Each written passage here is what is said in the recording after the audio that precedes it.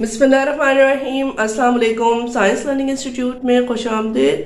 हमारा जो है वो मज़मून चल रहा है अलजबरा और टॉपिक है हमारा लॉ ऑफ एक्सपोनेंट। एक्सपोनेंट को पावर और इंडेक्स भी कहा जाता है। लास्ट वीडियो में नंबर 1 लॉ के बारे में जाना था। इस वीडियो में मैं इसका रिकैप कर देती हूँ ताकि आपका टाइम ज़ाया ना हो और फिर लॉ नंबर 2 भी इस साथ में शुरू करते हैं।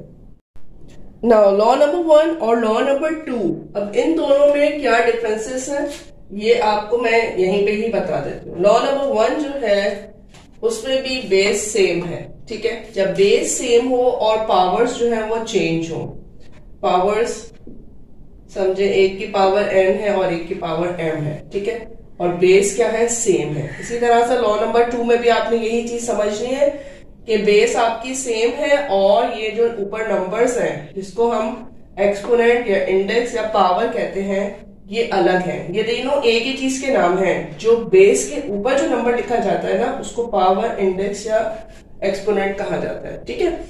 अब दोनों लॉज में आपको समझ में आ रही बात। अब साइन में चेंजिंग है। अब साइन में क्या चेंजिंग है, जो लॉ नंबर 1 था उसमें साइन में क्या था, यहाँ पर मल्टीप्लाई था, ठीक है। अब मल्टीप्लाई के लिए मैंने आपको बताया था मल्टीप्लाई का साइन भी यूज होता है और ये डॉट भी इस्तेमाल होता है। और लॉ नंबर 2 है, इसमें यहाँ पे क्या हो रहा है, डिवाइड हो रहा है। समझ में आ गई बात। अब जब लॉ नंबर 1 है ये और लॉ नंबर 2 है ये, तो आंसर क्या होगा, आंसर जो है वो हमारा ये होगा कि आंसर में हमारी बेस रहेगी सेम, ठीक है। जब बेस यहां पर सेम थी तो लॉ नंबर 2 में भी आप देख रहे हैं बेस सेम है, आंसर में भी बेस सेम ही आएगी, उसी बेस को आप लिख देंगे। तो ये जो पावर्स हैं ये इनका क्या होगा डिफरेंस, ये देखें पावर भी जो अलग है उनको आप यूं लिख लेंगे, ठीक है। ये क्योंकि एक लॉ है, आपको पहले लॉ समझाया जा रहा है। जब ये लॉ समझ में आ जाएगा तो फिर इसके एग्जांपल्स के साथ मजीद आपको क्लियर हो जाएगा। n और m मल्टीप्लाई का साइन है तो यहां पे आप क्या करेंगे, प्लस करेंगे। n और m कोई भी नंबर्स हो सकते हैं, क्या होंगे वो, कोई पावर होगी। डिवाइड का साइन होगा तो आप इनको क्या कर देंगे, माइनस, ठीक। अब क्योंकि मैथ्स में या किसी भी स्टूडेंट को समझाने में कुछ चीजें जो है ना वो कुछ चीजों से रिलेट कर दी जाती हैं, तो मैं भी आपको थोड़ा सा इससे रिलेट कर दूंगी। ये प्लस का साइन मल्टीप्लाई के साइन से मिलता जुलता है, ठीक है। तो मल्टीप्लाई और प्लस होंगे, जब बेस सेम होंगी बीच में मल्टीप्लाई हो रहा होगा तो आप प्लस का साइन यूज करेंगे। और डिवाइड के साइन में ये लाइन होती है, माइनस के साइन में भी लाइन होती है। तो ये याद रखिएगा जब बेस सेम हो और पावर अलग हो तो डिवाइड जो है वो उसमें क्या होगा, जो पावर्स है वो माइनस हो जाएंगे। अब ये बेस हमारी सेम, हमने यहाँ पे बेस ले ली सेम, सही है। अब बीच में क्या साइन है, डिवाइड का साइन है, हमने कर दिया डिवाइड। फिर क्या है, फिर इनकी पावर्स जो है वो है चेंज। अब मैं पावर कर रही हूँ चेंज, इसको इसकी पावर है 10 और इसकी पावर है 5, सही। अब आपने क्या करना है, आपने क्या करना है, बेस सेम है, आपने बेस वैसे ही लिखनी है।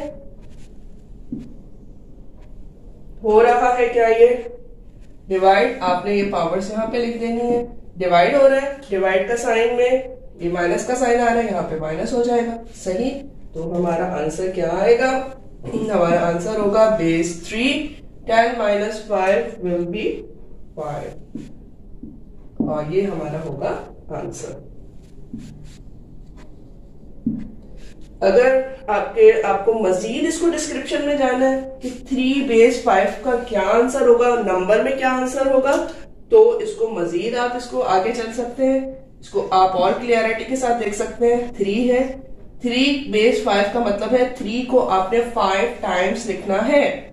1 2 3 4 5, ठीक है। ये है 3 3s 9, 9 3s 27, 27 3s 81, 81 को अब 3 से मल्टीप्लाई करेंगे तो ये हमारा आंसर आ जाएगा।